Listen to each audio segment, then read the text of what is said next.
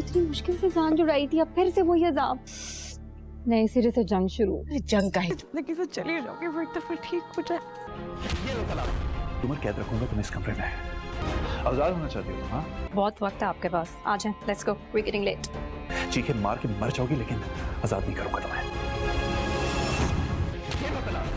Drama serial कभी मैं कभी तुम इसके आने वाले एपिसोड में आप देखेंगे मुस्तफ़ा और शर्जीना को घर से निकालने के बाद अब रुबाब ये समझती है कि अब मैं इसी तरह इस घर को धीरे धीरे तोड़ती चली जाऊंगी और इसी तरह अदिल को भी अपने काबू में करके रखूंगी, क्योंकि अंकल और आंटी तो मुझ पर अंधा एतबार करते हैं, लेकिन हकीकत में रुबाब के दिल में अदिल के माँ बाप की कोई भी जगह नहीं, ना कोई वैल्यू। लेकिन एक वक्त रुबाब की जिंदगी में ऐसा आने वाला है जहाँ पर अपनी इस होशियारी को वो गलती समझने लगेगी कि मैंने शायद बहुत गलत कर दिया मुस्तफ़ा और शर्जीना को घर से निकालकर, क्योंकि यहाँ पर मुस्तफ़ा को ये गोल्डन चांस मिल चुका है जहाँ पर अब वो अपनी जिंदगी को काफी आगे लेकर जाएगा। लेकिन जब शर्जीना अपने माँ बाप से मिलने जाएगी और उन्हें सारी हकीकत बताएगी कि आखिर मुस्तफ़ा और शर्जीना के साथ क्या चल रहा है, वो दोनों किस हाल में पहुंच चुके हैं, तो यहाँ पर शर्जीना के माँ बाप को सिर्फ अपनी बेटी का ही ख्याल होगा, लेकिन वो लोग ये नहीं सोचेंगे कि मुस्तफ़ा भी काफी परेशान है। सिर्फ परेशानी में हमारी बेटी नहीं, उसके साथ मुस्तफ़ा भी है, और उन्हें इस बात का बहुत बड़ा रिग्रेट होने लगेगा कि हमने बहुत बड़ी गलती कर दी शर्जीना की शादी मुस्तफ़ा से करवा कर। अगर हमें पता होता कि हमें ये दिन भी देखने पड़ेंगे तो हम कभी भी किसी भी सूरत मुस्तफ़ा को शर्जीना का हाथ नहीं देते। लेकिन शर्जीना अपने माँ बाप को ये तसल्ली देने की कोशिश करेगी कि वो आज मुस्तफ़ा के साथ जिस भी हाल में है बहुत खुश है, कम से कम उसकी जिंदगी में थोड़ा बहुत सुकून तो है।